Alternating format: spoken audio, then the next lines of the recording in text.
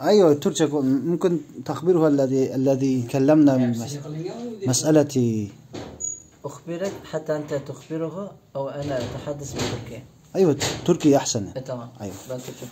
مسألة المحكمة كانوا نقشبندية شيخ سيدي زمن اسمه كانت الدور الصوفية انتهت، هم ينسبون إلى هذه الكلام يعني. ممكن تشرح هذا كثير من تلاميذه يقولون هكذا مع أنهم ما فهموا كلام الأستاذ. أيوة هذه المرسلة لأخويا ممكن باللغة التركية. إن شاء الله ترجع كونش. أيوة كونش ترجع. بسم الله ابدأ. أخونا صغير. أيوة صغير لا بأس لأخويا يعني شقيق. أنا أتحدث بالتسجيل الصوتي. أيوة تسجيل الصوت. لا هذا أخويا لكي هو يطمئن يعني أنا موجود.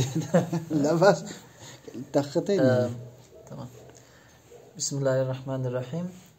Üstad Bediüzzaman Risale-i Nur kitabında diyor ki bu zaman tasavvuf zamanı değildir. İman kurtarma zamanıdır. İman kurtarma zamanıdır. Üstad Bediüzzaman bu kelamından neyi kastetti? Üstad diyor ki yani bu zamanda tasavvuf bitti. Üstad bunu kastetmiyor. Yani kim bu şekilde yani bu kelamı anlamışsa yanlış anlamış. Üstadın kastı, Üstad bunu kastediyor. Üstad zamanında çoğu insanlar iman etmemişti. Yani Üstadın zamanında imanla küfür şeyi vardı. Yani çoğu insanlar dinden uzaklaştırılmıştı Türkiye'de.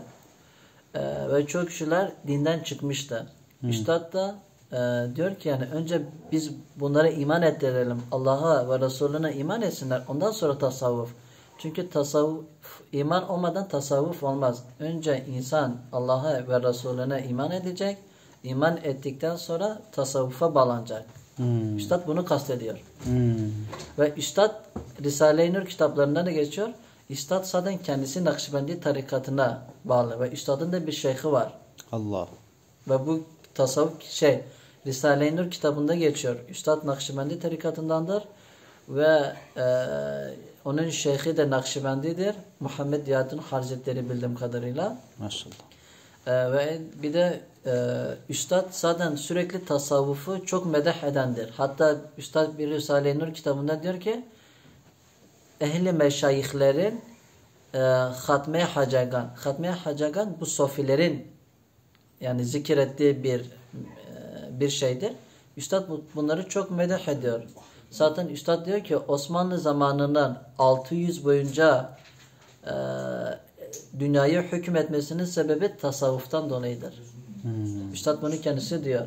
Ve diyor ki tasavvufçuların zikirlerinde kullandığı ya baki entel baki kelimesi cerrahi bir maneviyat hükmündedir diyor.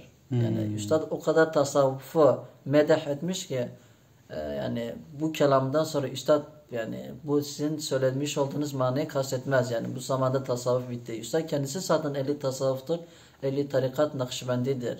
Yani Üstad kelamından kastediyor ki önce insanlara iman ettirelim. Allah'a ve Resulüne iman etsinler. Çünkü Üstad zamanında çoğu insanlar dinden uzaklaştırılmıştı. Önce onları imana davet edelim. İmandan sonra tasavvufa. Çünkü bu zamanda tasavvuf olmazsa hiçbir şey olmaz. Subhanallah. İnsan ne zaman tezkiyat bunlar hata söyledi, hata düşündüler ha. Evet. Hata duydular. İşte yani tasavvuf bu zamanda bitti diyenler Üstad'ın manasını anlamamışlar. Yanlış anlamışlar. Hatta ben kendim şahsen sürekli okuyorum. Yani Üstad Bediüzzaman kendisi de ehli tasavvuftandır. Üstad'ın kastı ilk başta onları Müslüman etmek, Allah ve Resulüne iman ettirmek, iman ettirmekten sonra onları tasavvufa sofi yapmaktır. Çünkü bu zamanda tasavvuf olmazsa nefsi terbiye etmek de olmaz. Tezkiyetun nefs bu zamanda ancak tasavvuf ile bir meşayihin, bir mürşide kamile intisap etmekle meydana gelir. Teşekkürler. Allah razı olsun. İsmi kuvvet. Benim ismim Abdülgani. Ben Türkiye'liyim. Maşallah. Üstad Bediüzzaman'ın kitaplarını çok okuyan kişiyim. Bu kişiden Abdülgani. Şeyh Abdülgani'den bu Risale-i Nur'da savfa netallem yani minnek inşallah.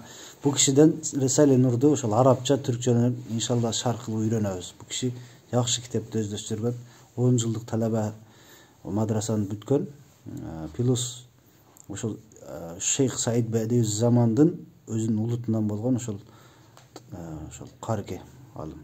Баракаллаху фик хабиб.